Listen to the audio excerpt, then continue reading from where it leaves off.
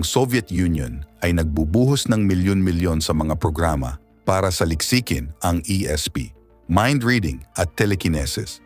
Lahat ay para sa layunin ng pag-eespiya. Ito ay nagpakaba sa CIA. Kaya agad silang humingi ng pondo para bumuo ng sarili nilang programa para sanayin ang mga psychic spies.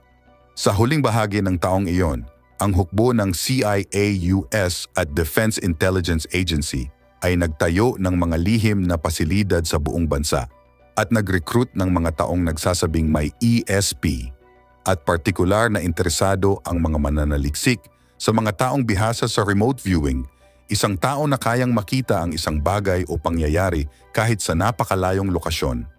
Noong 1976, isang Russian bomber ang bumagsak sa Congo at ang mga detalye ng pag-crash ay ipinadala sa CIA psychic researchers na tumatakbo sa